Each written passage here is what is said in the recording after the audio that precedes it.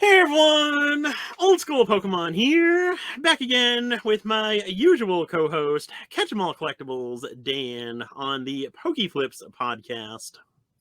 In this video, we highlight a clip from our most recent podcast. We hope you enjoy.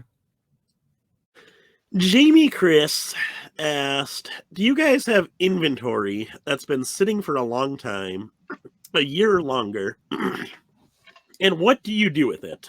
Put it on auction or sale, or just keep letting it sit there? So I definitely have inventory that's been sitting on eBay forever. I list everything on eBay.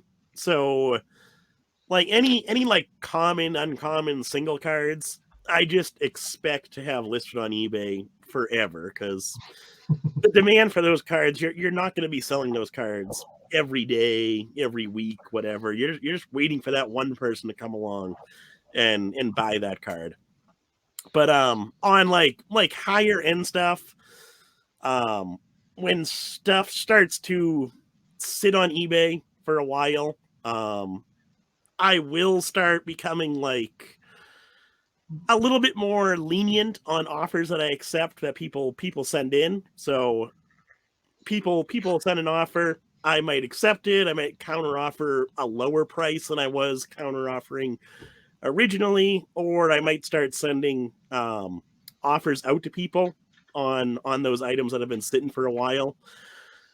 Occasionally, like once or twice a year, I do a sale with my eBay store, put everything on sale. Those items that have sat for a while are marked down more than items that I had just listed on eBay.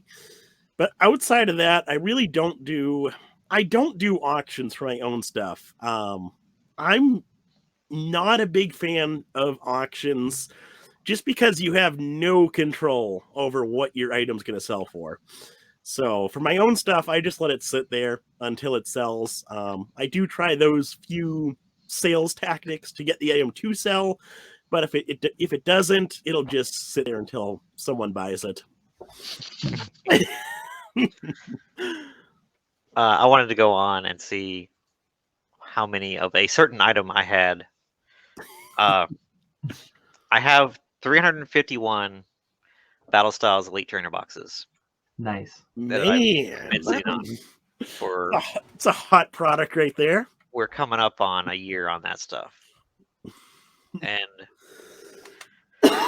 as we inch closer and closer to the rotation date for Battle Styles, I start to get a little antsy when I see that big of a number.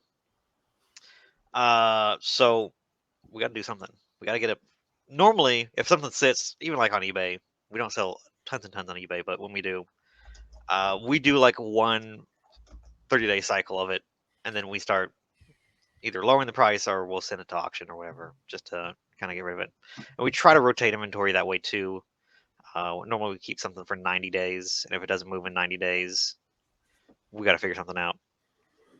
So that's what we've been doing with in-store product, but I don't know how to move 351 Elite Trainer boxes. They're a pain in the ass to ship, and even at case quantities, if I wanted to ship them case quantities, there's still not that much more I'm making, or even the market for these ETBs right now. It's crazy. So I've been waiting and trying to see if the market is gonna maybe bolster a little bit more, or at least maybe people will run through their product, but that's not going to happen. I just think ETBs in particular, for that, booster boxes are easy to sell. Again, they're a lot more bang for your buck if you're going to ship them for $8 to $13. But ETBs are just a grueling thing to try to ship online and sell. It's just, you have to find some way to do it. And yeah, even like I said, even at case quantities to ship and slap just a label on the outside of the box, they don't move very frequently. So yeah, I got a situation on my hands with Battle Styles ETBs. Because that's a good chunk of money that's just been chilling in Dead money. dead Yeah. money sitting there. That's over that's $8,700 my cost. That is just sitting there. That's no good. That's no bueno. Yeah. Yeah. And I guess that goes, some people have this whole thing like, oh, nobody's ever going to sell for a loss. There's a floor on everything to some Absolutely not. extent. And That is absolutely not true. yeah, it kind of goes back to that old question. Like, if you know that you can sell something for more the next month, kind of going in hindsight, like if you had hindsight and you knew that you would be sitting on $8,000 worth of product a year later, you probably would have sold it at a 10% loss out of the gate. You'd have been further ahead. Yes. Selling at a loss out of the gate, having $8,000 for a year. And in every instance of a live I'm watching or somebody talks about this distributor, this a floor price. They'll never sell it for cheaper than they can get it from distributors. That is absolutely not true. You guys, if you're looking at TCG Player and you're going, oh, these boxes are selling for $87, they're paying 83. They're not losing money. It's $8 to $13 to ship a booster box around the country, depending on where it goes right now. Plus the fees, we're looking at $70 profit that this company is making selling that booster box.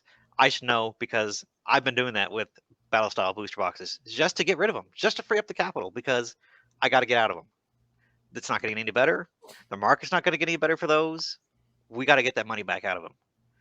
And Every time anybody says anything about the distributor floor mystery super secret price floor, that something that will never sell below, it's bullshit because they do sell for that low. They're doing it right now with 3 different types of booster boxes on TCG Player right now. And some people will hear that and they'll be like, no, I don't believe you. That doesn't make sense. But that $8,000 that you had tied up for a year, inflation. I mean, you just lost 9% on it due to inflation. How much did you lose opportunity cost because you weren't churning it through new inventory? Yeah, I'm not trying to pile on and make you feel worse. Jeez. I'm trying to back you up and support your point because, like, just kick him while he's down. At some point, there are certain businesses that it's like, I either sell that $8,000 pallet or half a pallet of ETB. That's probably a couple pallets of ETB, or I don't even know how much, but I forget how many go on a pallet. But oh yeah, it's a pallet. Yep, it's a pallet. Yeah, I either sell that $8,000 pallet of ETBs for $6,000, or my lights turn off, or I can't afford my lease, or I can't afford my payroll bounces this Friday if I don't sell that. So people think like, no, a business would never sell at a loss. That doesn't make sense. If it means not making payroll Friday or whatever the case may be, people will sell at a loss. Absolutely. It does happen. It will happen. It has happened in the past. Yes. It will happen again. It's happening right now. It happens more than you think.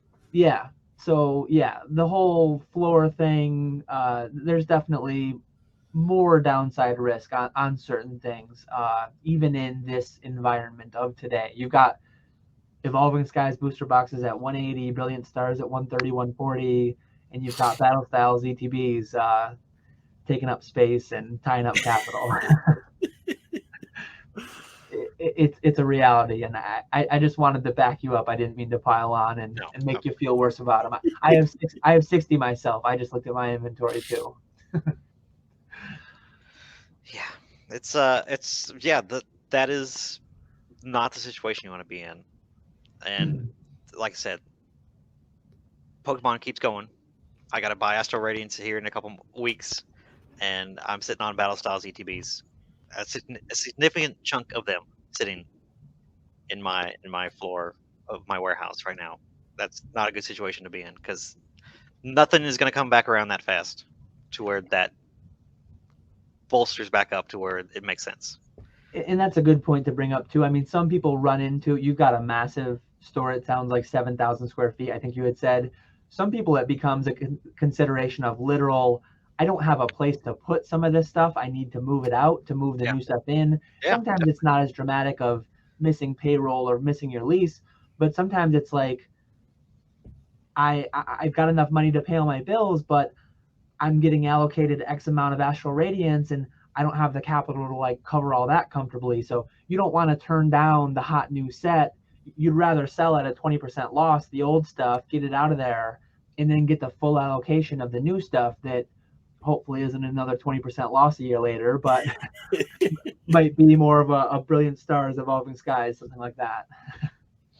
Yeah, I mean, and obviously this is a situation of that last third wave of battle styles that we just got absolutely walloped with. When I was already sitting on cases of ETBs, and they're like, "Oh, here we got all these more for you." How nice of you. It's just, yeah, it's not good, not good. No bueno, like you said. Hope you enjoyed. Be sure to like, subscribe, and turn on those notification bells. That way you guys don't miss out on any of our future uploads. Another way to support the channel is to use the eBay affiliate link below at no cost to you. If you buy anything after clicking that link within 24 hours, we will get a portion of the sale, 1 to 4%, depending on the category. We appreciate anyone using that. We will catch you all later.